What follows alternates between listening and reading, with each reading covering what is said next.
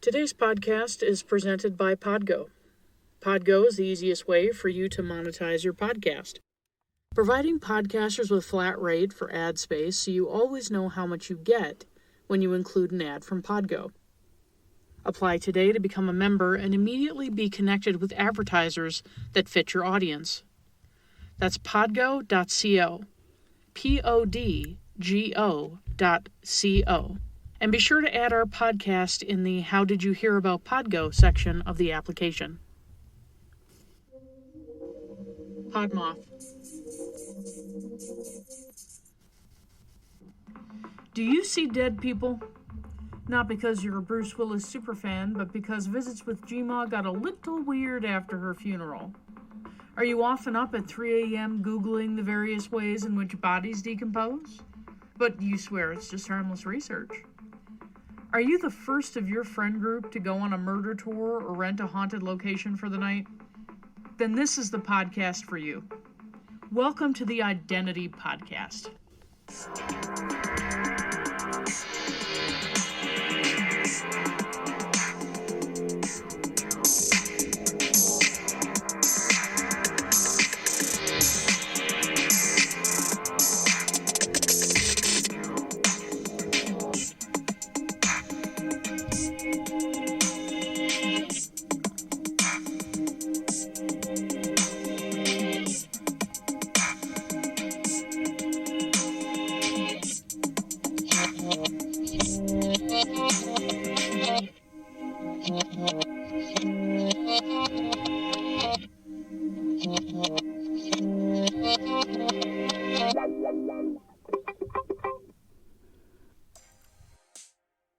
Mass hysteria.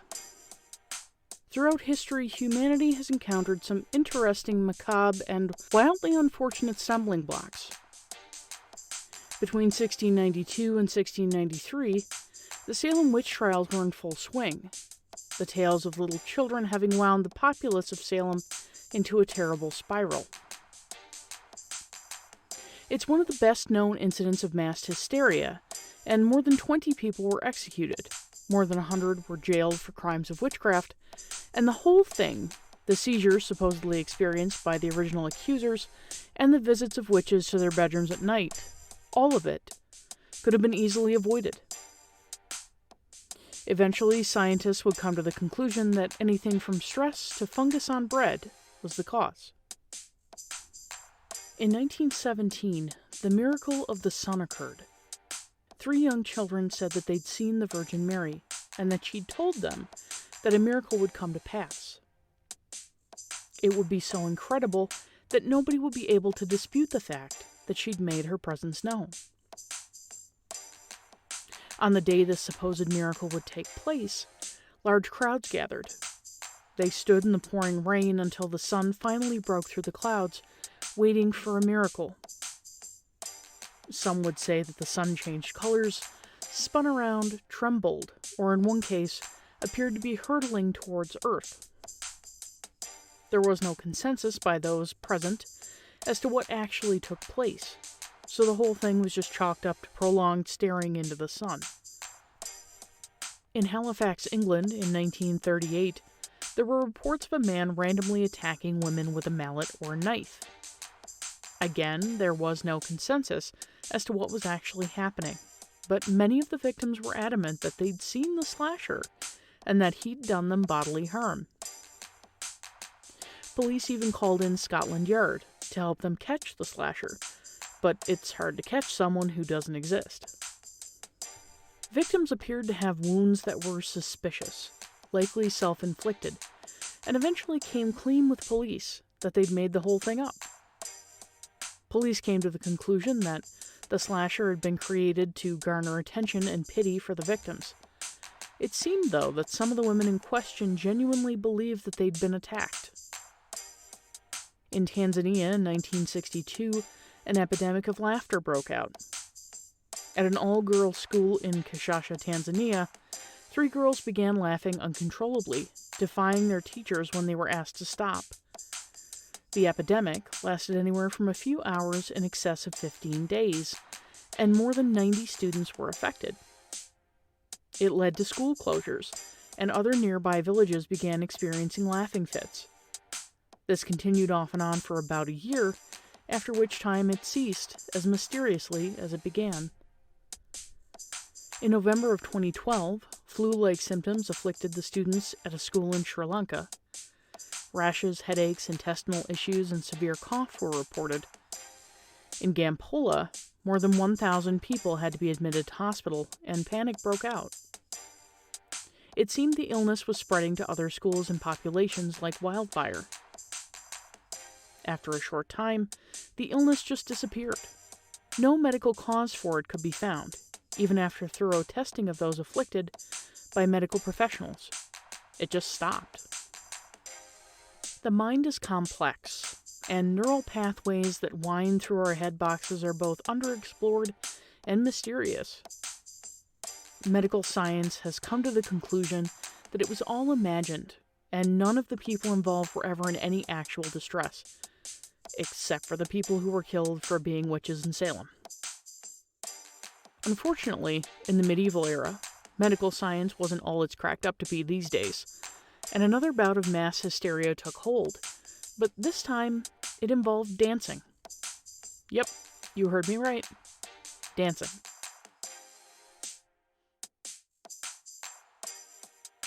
Hello, dear listeners, and welcome back to another episode of the ODDentity Podcast on the Podmoth Media Network, your bi-weekly foray into the weird, wonky, and sometimes downright spooky. This week, I bring you strange tales of dancing in the street that continued long past the point of injury and defied all logic, at least at the time. Before we begin, I just wanted to let you all know that the Weird Together tees are still available on the Bonfire site. Pretty soon, I'll be making a new design available, so if you want this shirt, be sure and snag it soon. Show your support with the Weird Together shirt, a 50-50 cotton poly blend. It's seriously the softest shirt that you'll have in your closet. And now, on with the show.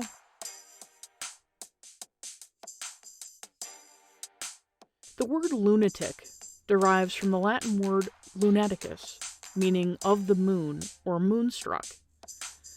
There was a time when those with mental illness were handled with the understanding that they'd need to be cared for physically for a lengthy period of time.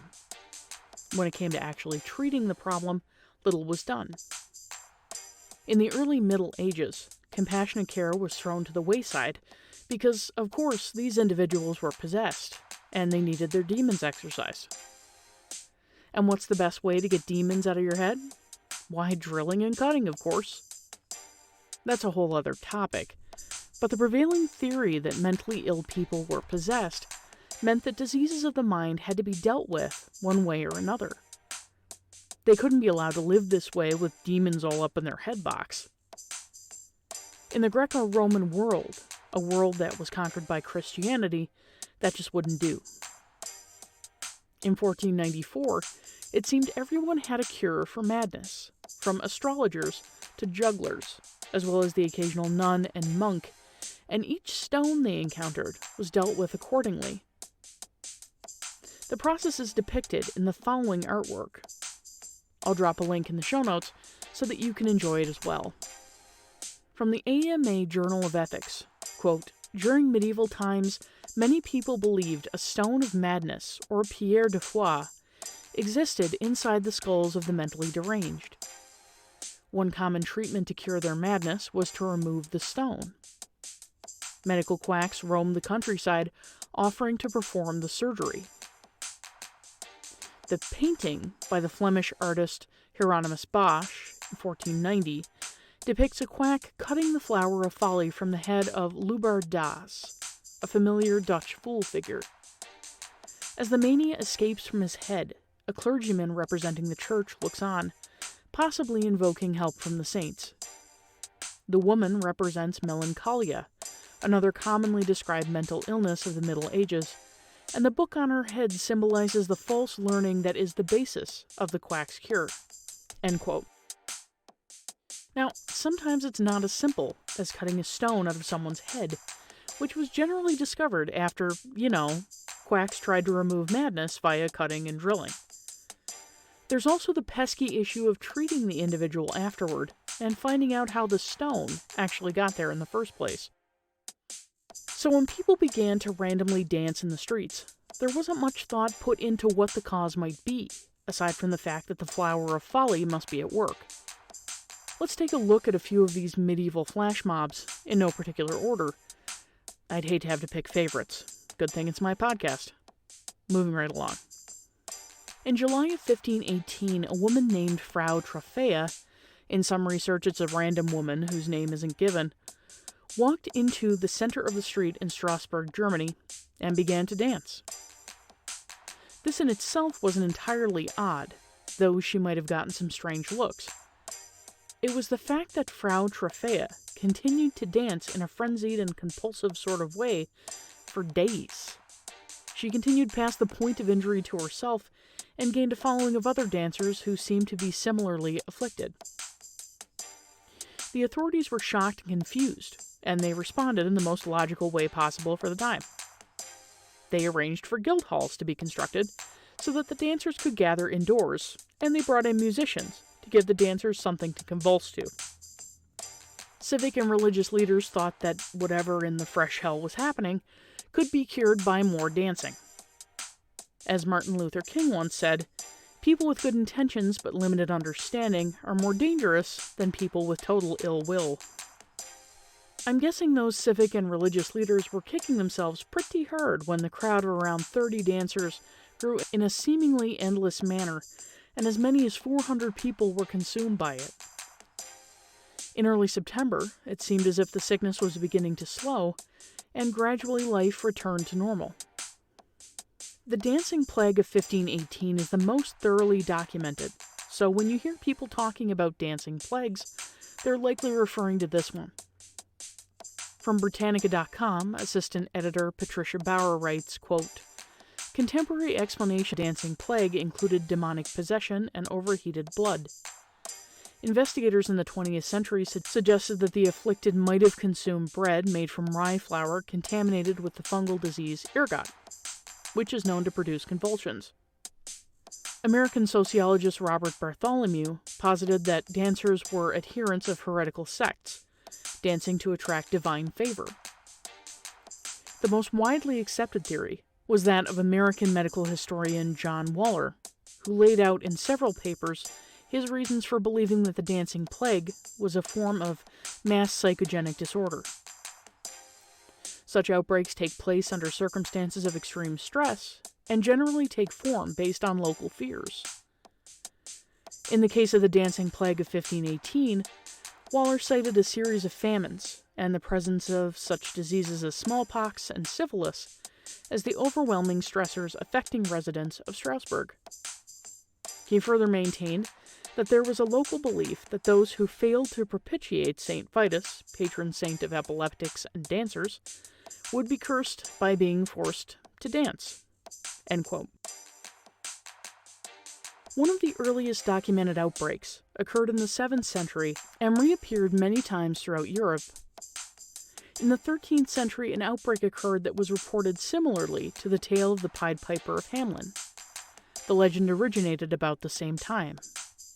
You remember the story, right? The Pied Piper rids Hamelin of rats by leading them to the sea to drown, and when the town refuses to pay for his services, the piper comes for the town's children.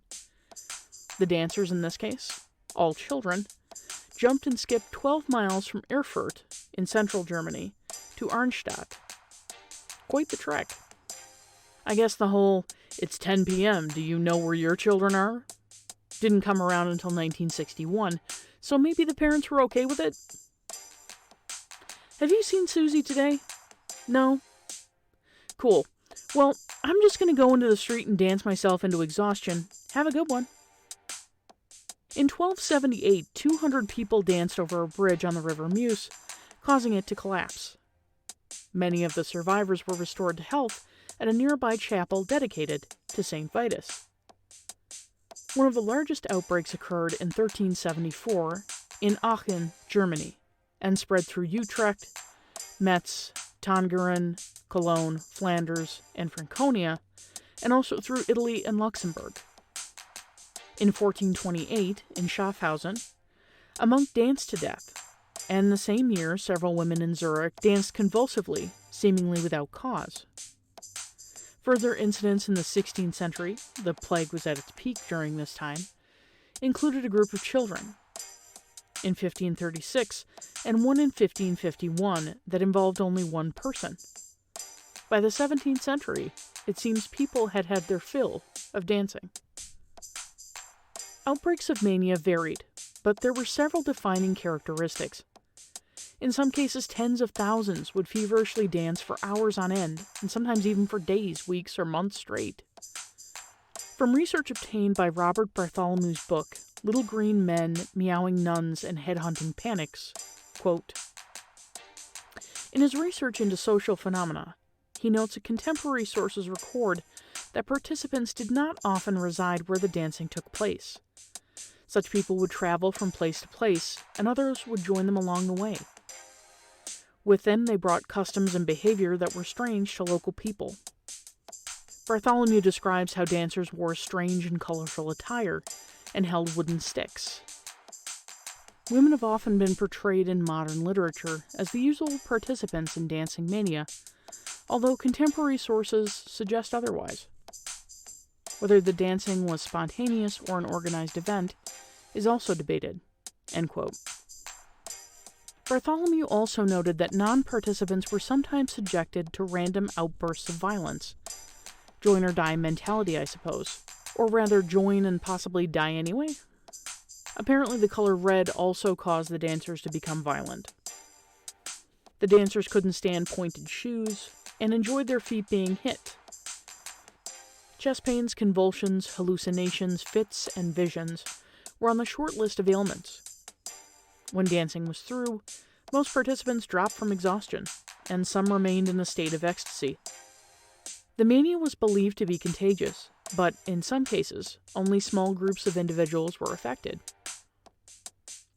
From psychopathology in the social process, dance frenzies, demonic possession, revival moments, and similar so-called psychic epidemics, and interpretation, George Rosen writes, quote, within the framework of his ideas about relations between health and society, Rudolf Virchow developed a theory that epidemic disease was a consequence of social and cultural maladjustment.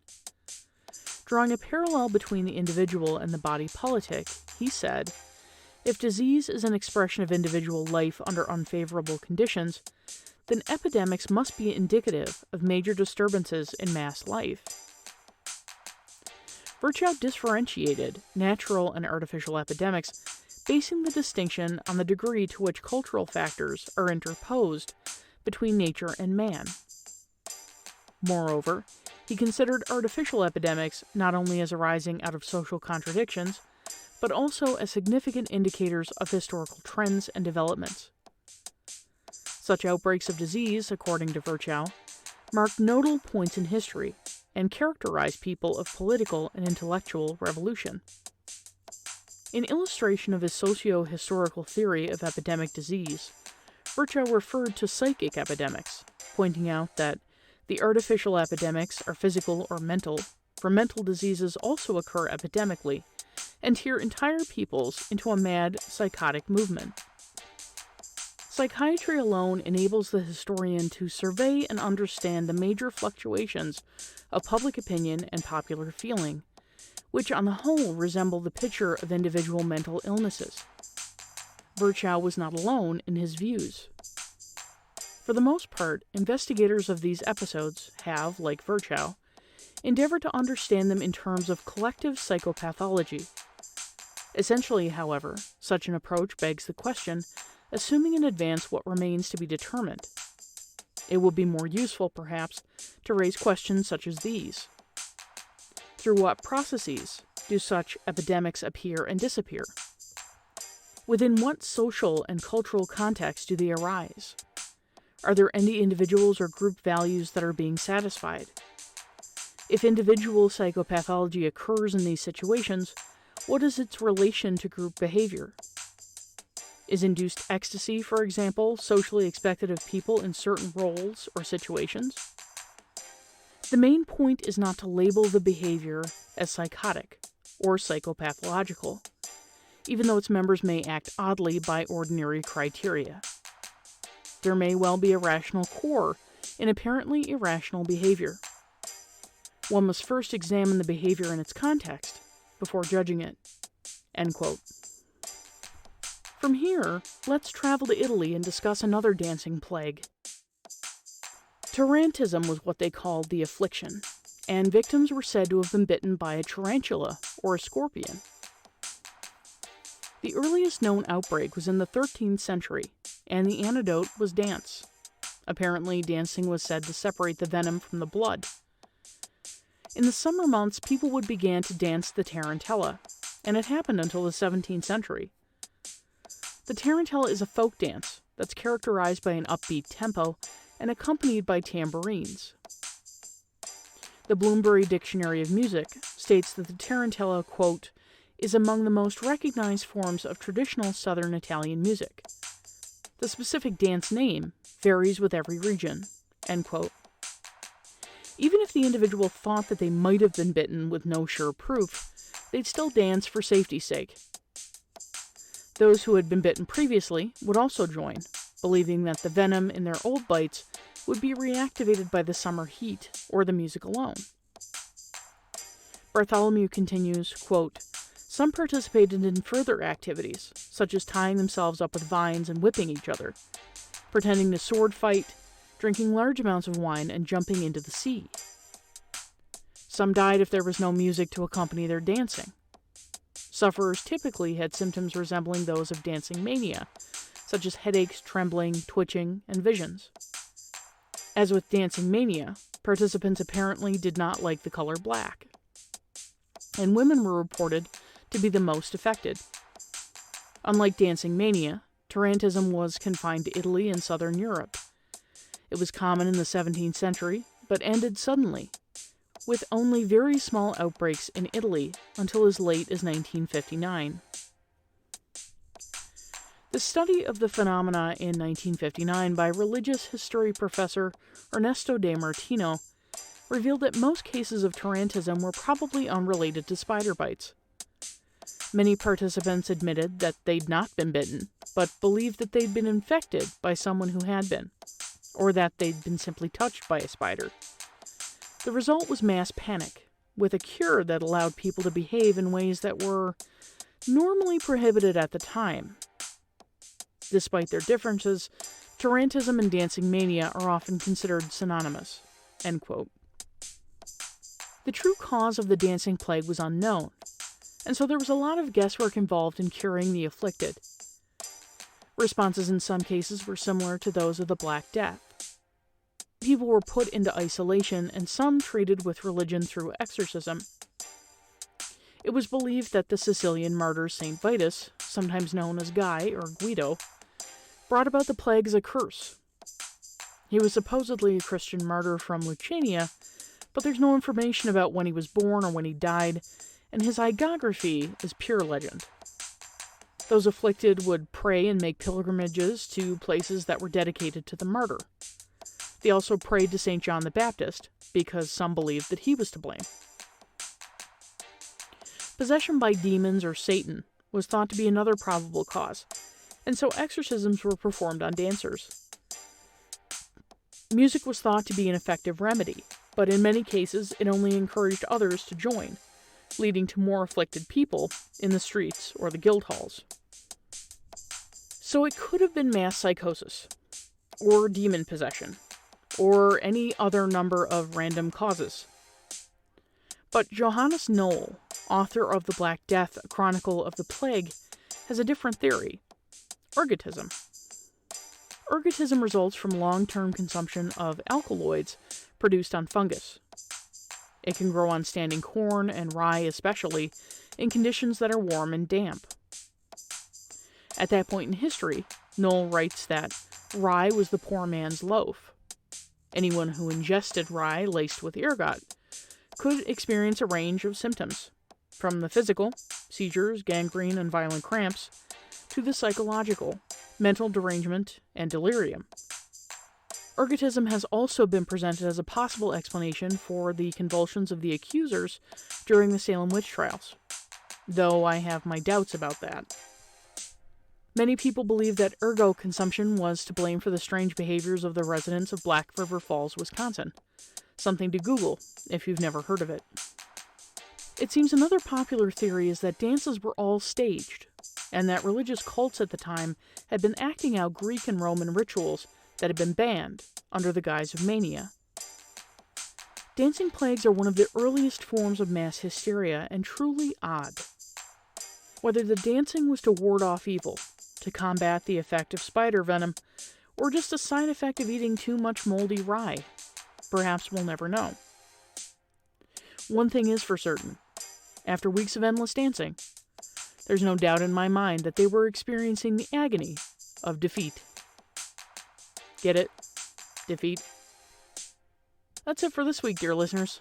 Tune in next time for more tales of the creepy, weird, and paranormal. Until then, stay spooky.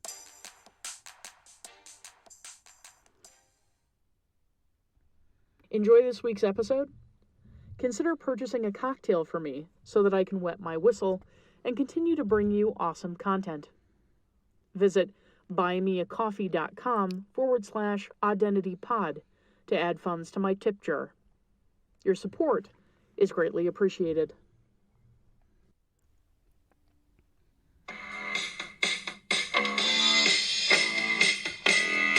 The ODDentity Podcast is brought to you by host Janine Mercer.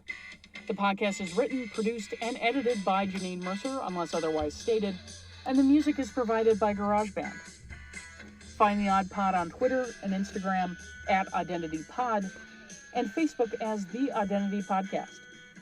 You're welcome to email suggestions for future episodes to theidentitypodcast@gmail.com, and if you'd like a transcript of this episode, one will be available at theidentitypodcast.wordpress.com.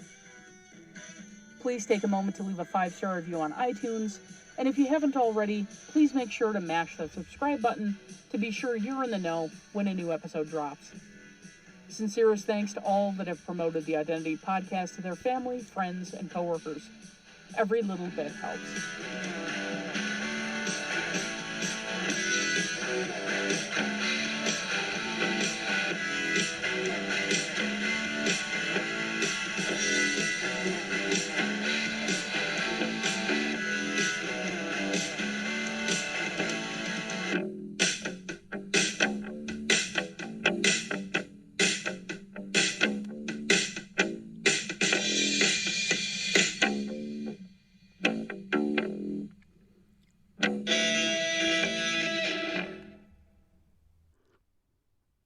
Who do you call when you need someone who studies astrophysics and can perform a series of high kicks in a line at Radio City Music Hall?